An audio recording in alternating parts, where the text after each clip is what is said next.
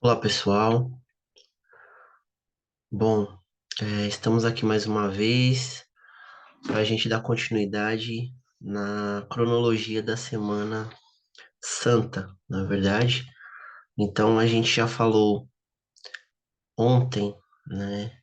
A gente viu a respeito do Domingo de Ramos, a gente viu a respeito da segunda-feira e da terça-feira. Hoje, nós vamos tratar sobre a quarta-feira, que é também muito importante dentro dessa cronologia da Semana Santa. Lembrando que a gente está tratando pelo evangelista Marcos, mas também a boa parte do que está aqui tem em Mateus, em Lucas, os evangelhos sinóticos, né?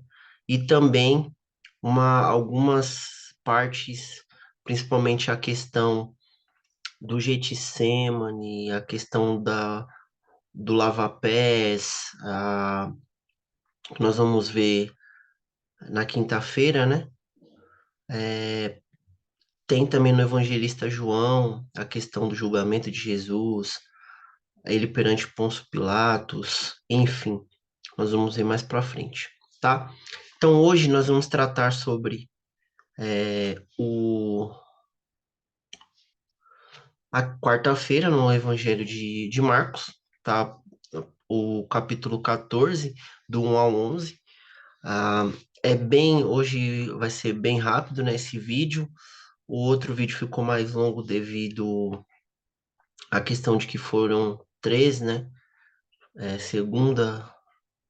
Domingo, segunda e terça, 3 dias. Hoje vai ser mais rápido e também é, pretendo ser bem mais sucinto para a gente conseguir absorver as informações mais importantes dessa quarta-feira, ok? Dito isso, vamos lá.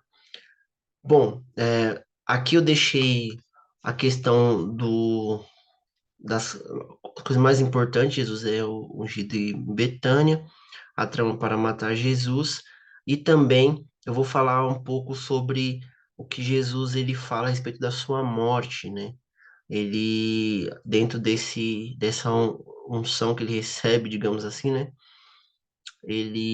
Do bálsamo, ele fala também da sua morte mais uma vez. Não é a primeira, né, vez que ele fala isso, mas ele aqui fala mais outra, né? Então, vamos lá. Primeira coisa, Jesus ele está em Betânia, né? O evangelista João diz que ele está na casa de Lázaro, mas provavelmente ele está na casa do Simão, né? Aqui no capítulo 14 de Marcos, ele está na casa do Simão, chamado leproso.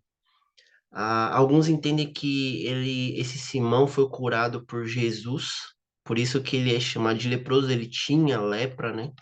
Era conhecido como Simão leproso porque ele tinha lepra, mas ele foi curado por Jesus e Jesus passou a frequentar a sua casa, né? Mas não se tem muita informação a respeito desse Simão leproso. Só que Jesus está na casa desse Simão e uma mulher, João fala que é Maria, né?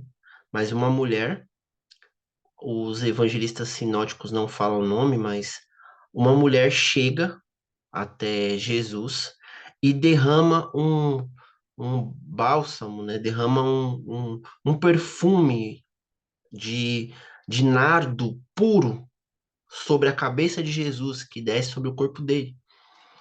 E é interessante que aquele nardo, ele representava mais ou menos um ano de um trabalhador braçal. Por quê? Porque os discípulos de Jesus, eles observando essa questão, eles ficam indignados, né? Porque a mulher derrama aquele nardo sobre a cabeça de Jesus e seca com seus cabelos, né? E aquele perfume era um perfume muito caro. E os discípulos revoltados, o evangelista João, no capítulo 12, diz que Judas pega e fala: Por que esse desperdício? Porque poderia se vender esse nardo, esse perfume, por 300 denários e dar o dinheiro aos pobres. E Jesus ele fala que os pobres sempre vocês vão ter, mas a mim vocês nem sempre tereis, né? O que chama atenção é que aquele nardo, ele representava um ano, ou dependendo, mais de um ano de trabalho. Por quê? Porque um dia de trabalho de um trabalhador braçal era um denário, né? Então, é, ali, dependendo da situação, era menos de um denário. Então, aquela mulher, ela derrama cerca de um ano de um trabalhador braçal sobre Jesus. E aquilo chama a atenção porque os discípulos, ou pelo menos Judas, que é citado em João, ele fala a respeito dos pobres, só que o João fala que não é pelo cuidado com os pobres, mas porque ele era ladrão. E ele carregava a bolsa e tirava dinheiro da bolsa, ele era ladrão. Só que Jesus fala: olha, ela fez isso para o meu sepultamento. Por quê? Porque na cultura judaica, não só na cultura judaica, né, mas principalmente os egípcios, tinham o costume de, quando as pessoas morriam, eles passavam perfumes, uma forma de embalsamar para preservar o corpo por mais tempo, né? Os egípcios foram especialistas, eles eram muito preocupados com a morte. Então, eles cuidavam muito bem dos seus corpos, né? Principalmente dos faraós, dos sacerdotes, e até mesmo, por exemplo, como o Jacó, ele teve, né, essa honra de ser cuidado ali, né, pelos sacerdotes da época do faraó ali, por causa que José era governador do Egito, e ele foi embalsamado, né? Demorava cerca de 40 dias para fazer essa, todo esse preparo para o que eles diziam, né, o mundo, para a entrada no mundo dos mortos. E o costume judaico também era de fazer essa preparação para uma preservação mesmo do corpo, uma preservação melhor, né? Então era com especiarias, com perfumes, enfim. E nós vamos ver isso na sexta-feira, quando Jesus ele vai para ser sepultado, né? Mas há uma diferença. Nós vamos ver na sexta-feira. Mas o que ocorre? Jesus ele pega e fala: não há peças, né? Não em peças, por quê? Porque ela está fazendo algo para o meu sepultamento. Ela está me preparando para o meu sepultamento. Jesus anuncia de novo que ele vai morrer, porque ele já conhecia desde quando ele veio a esse mundo, ele nasceu, ele cresceu, ele já sabia que ele ia morrer. Ele já sabia que ele ia padecer, ele já sabia o seu propósito, né? Ele falava sempre a respeito de fazer a obra do meu pai. E a obra ia ser consumada na cruz. A questão da sua morte, né? Morte vicária, que também nós vamos entender melhor essa questão da mensagem da cruz, do que isso significa para nós. Mas aqui Jesus, ele mais uma vez fala para os seus discípulos e para aqueles que estão aqui naquela casa de Simão, de que ele iria morrer. E aquela mulher ali, ela, até mesmo sem saber, ela estava preparando para sua morte. Só que Jesus ele deixa claro também que dentro de tudo o que for dito sobre o evangelho, onde for escrito, essa mulher será lembrada. E de fato, né? Tem nos quatro evangelhos a questão, ou pelo menos em três evangelhos, a questão dessa mulher, o que ela fez ali, né? Então, Jesus ele traz algo interessante, que aquela mulher estava preparando ele para o seu sepultamento. E aquela mulher, com toda a sua simplicidade, ela entrou, né, para a história, digamos assim, porque ela ungiu o Senhor Jesus e o Jesus, ó, não impeça ela, porque o que ela está fazendo é muito válido, há um simbolismo, há uma questão aí muito importante, né? Ela está me preparando para o meu sepultamento. E essa ação será lembrada. Onde for escrito sobre o Evangelho, ela será lembrada. Ainda na quarta-feira, Judas, que estava ali presente nesse evento, ele sai e vai conversar com os principais sacerdotes, né, da sua época ali, os sacerdotes, os fariseus, enfim. E eles estão, o sacerdócio, os fariseus estão tramando para matar Jesus, prender e matar Jesus.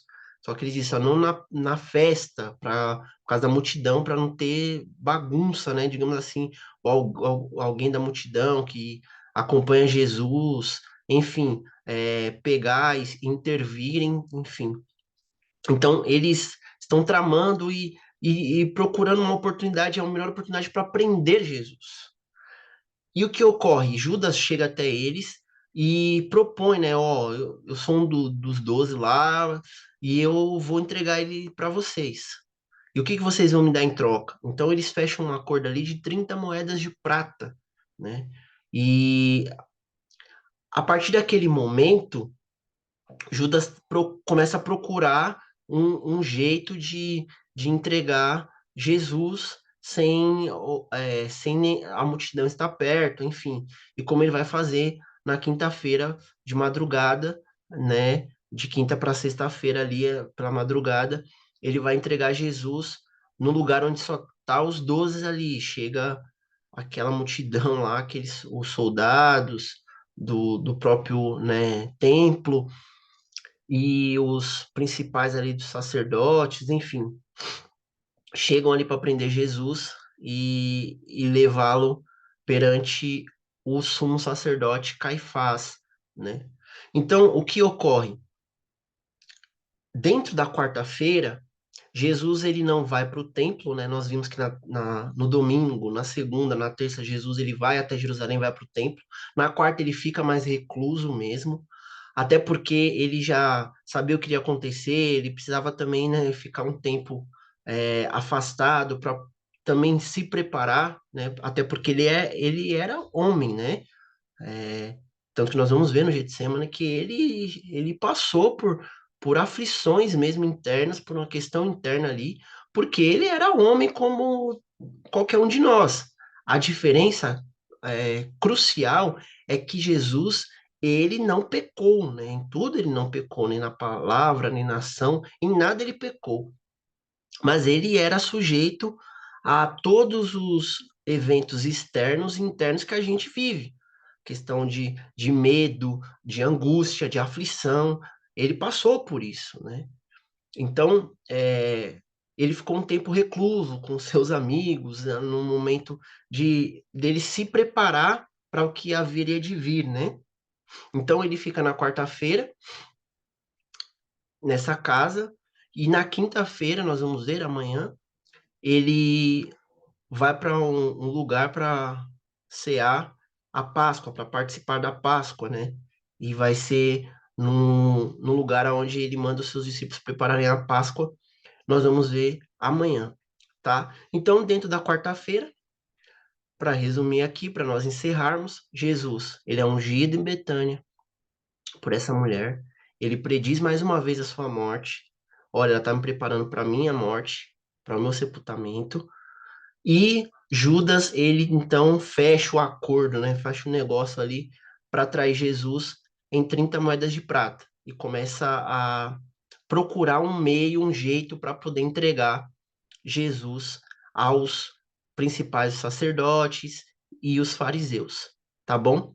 Então, gente, hoje é isso, tá? Espero que esteja ficado bem claro a questão do que Jesus fez na quarta-feira, como foi o seu dia e a noite também. E nos vemos na quinta-feira, querendo Deus, tá bom? Tendo alguma dúvida, alguma questão, coloca aqui nos comentários, tá bom?